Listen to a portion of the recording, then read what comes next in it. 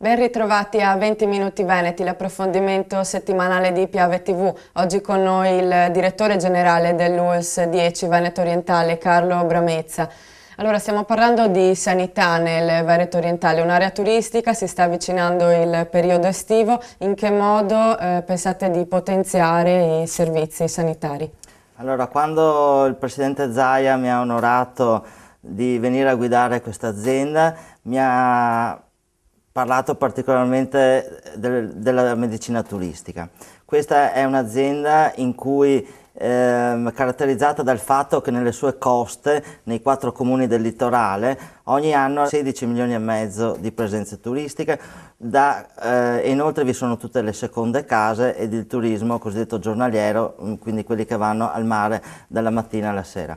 Di fronte a questa enorme numero di persone, di cittadini, di stranieri che necessitano ovviamente di anche assistenza sanitaria, la nostra azienda è una delle più importanti in Europa ed è proprio caratterizzata dal fatto che nel periodo estivo noi dobbiamo mettere in campo delle risorse aggiuntive per dare un servizio adeguato ai cittadini. Sappiamo che il turismo è la più importante industria della nostra regione, porta ricchezza non solo ai comuni del litorale, ma anche all'economia di tutto questo territorio, perché l'artigianato, l'industria del mobile, le varie industrie lavorano per il turismo. Quindi noi abbiamo il dovere come amministrazione pubblica, come sanità, di aiutare il turismo e lo facciamo mettendo in campo queste risorse molto importanti che vogliono dire rafforzamento del presidio ospedaliero di Jesolo durante il periodo estivo, apertura dei punti di primo intervento di Caorle e di Bibione, l'apertura degli ambulatori turistici sul litorale, la presenza di maggiori mezzi mobili, cioè ambulanze ed elicotteri per l'assistenza ai turisti e tutta una serie di altre iniziative che riguardano la prevenzione, il CERT, l'accompagnamento dei ragazzi quando escono dalle discoteche, la prevenzione che noi facciamo per la zanzara tigre, per una corretta abbronzatura dei turisti, quindi tutte attività che noi facciamo anche a livello di prevenzione. Ma nello stesso tempo, nel periodo estivo, mentre gli altri ospedali e nelle altre ULSS si va in vacanza e quindi si riducono le prestazioni, noi nel periodo estivo rafforziamo le strutture dei 2 ospedali di San Donà e di Portogruaro, rafforziamo le medicine ma soprattutto le chirurgie e quindi noi non conosciamo il periodo estivo e questa è una caratteristica importante della nostra azienda. Ricordiamoci che nella costa del Veneto, in questa parte della costa dell'ULSS 10, la presenza di tutti questi turisti fanno dell'azienda ULSS 10 per almeno un periodo dell'anno l'azienda sanitaria più grande d'Italia e una delle più grandi d'Europa come numero di popolazione. Ecco, sempre in relazione al periodo estivo mi concentrerei sugli anziani, una fascia che risente molto del caldo e magari ha necessità di un potenziamento dei servizi. Voi come state lavorando in questo senso? Esistono dei piani per il caldo, per cui nel periodo estivo, quando c'è il problema del caldo, noi attiviamo con i comuni e con le case di riposo dei protocolli, perché sono tutte strutture queste che sono ovviamente distribuite sul territorio e che hanno ambienti con l'aria condizionata. Quindi oltre ad un attento esame attraverso i nostri medici di base, l'assistenza domiciliare integrata per tutte quelle esigenze che dovessero sorgere, vi sono appositi protocolli per periodi di particolare caldo e afa portare i nostri anziani in strutture dove vi è aria condizionata, almeno per passare le ore del giorno che sono quelle più difficili.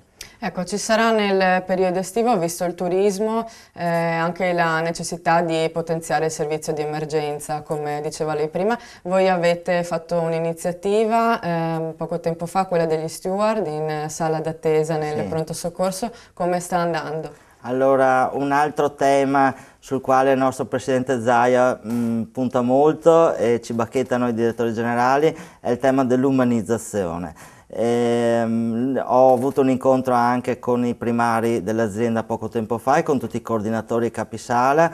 Umanizzazione vuol dire che noi in questo momento anche di grande difficoltà economica di questa regione abbiamo il dovere di fare in modo che i cittadini, quando si rivolgono alle strutture ospedaliere, trovino non solo buone cure ma anche un sorriso. Su questo stiamo lavorando molto, e il personale della nostra azienda è preparato per questo. Ecco, cambiando un attimo argomento, la sanità in questo periodo sta subendo notevoli tagli, quindi diventa necessario informatizzare quello che si può informatizzare. Voi state acquistando nuove tecnologie, come vi state muovendo in questo senso? Allora, più che di tagli, è bene chiarire che noi stiamo facendo delle riorganizzazioni, perché la riorganizzazione può portare a dei risparmi che sono necessari. Purtroppo dallo Stato centrale i tagli sulla sanità sono tagli lineari, quindi non si guarda se una regione è virtuosa e una regione non è meno virtuosa, ma i tagli li fanno tutti allo stesso modo. Questo sta mettendo in difficoltà anche la Regione Veneto, perché i trasferimenti che arrivano da Roma alla Regione Veneto nella sanità sono diminuiti di molto in questi anni, ma non stiamo diminuendo i servizi, li stiamo riorganizzando. Quest'anno la Regione Veneto chiude il bilancio della sanità in attivo, anche se di poco, e questo farà sì che non verrà applicata l'addizionale IRPEF ai nostri cittadini, cosa che invece è avvenuta e sta avvenendo in quasi tutte le altre regioni d'Italia. Questo perché il Presidente non vuole aggravare i cittadini di un'ulteriore tassa, perché in questo momento abbiamo bisogno di tutto ma non di ulteriori tasse. Stiamo riorganizzando. È chiaro che il futuro per la nostra azienda, come per le altre aziende, si chiama telemedicina, si chiama informatizzazione. In questo la nostra azienda era parecchio indietro, però stiamo recuperando velocemente. A livello di apparecchiature noi adesso abbiamo acquistato 3 nuove TAC che verranno allocate nei 3 presidi ospedalieri di Portogruaro, San Donà e Jesolo, e questo ci comporterà anche una diminuzione dei costi, perché attualmente quella di Jesolo avviene attraverso una gara d'appalto in via mobile con un camion. Abbiamo acquistato anche delle nuove ambulanze. Non è vero che non abbiamo ambulanze, ne abbiamo molte, ne abbiamo 12 in questo momento che corrono e sono a disposizione del servizio del 118, ne abbiamo acquistate anche 3 di nuove. Ovviamente stiamo facendo tutta un'altra serie di acquisti. È chiaro che le risorse sono limitate e quindi ogni anno dobbiamo programmare in base a quello che c'è possibile spendere. Però insomma stiamo lavorando anche su questo. Ecco, un altro problema è quello delle liste d'attesa che lei sottolineò quando fu presentato, quando arrivò qui nel Veneto orientale. È un problema che spinge l'utenza a migrare magari in altre regioni. Cosa ne pensa lei? Questo era uno dei suoi obiettivi, sì. No? Cosa ne pensa degli ospedali aperti di notte, per esempio, contro... È un'iniziativa del Presidente alla quale anch'io ci tengo molto. Adesso con l'arrivo delle nuove 3 TAC anche noi partiremo con il piano dell'apertura notturna, serale e nei giorni festivi di alcune prestazioni, anche se in realtà le prestazioni, quelle delle risonanze magnetiche e la TAC, non sono delle priorità nelle liste d'attesa della nostra azienda, perché riusciamo a soddisfarle in tempi più che adeguati. Magari abbiamo delle priorità sulle liste d'attesa su altre specialità, quindi stiamo trattando con la Regione di vedere se tenere gli ospedali aperti di sera o il sabato e domenica, magari per una visita oculistica, dove magari abbiamo tempi di attesa più lunghi. Comunque noi a livello, perché ogni mese noi abbiamo i dati sulle liste d'attesa, non abbiamo particolari problemi in questa azienda, anche se il nostro dovere è quello di ridurre il più possibile.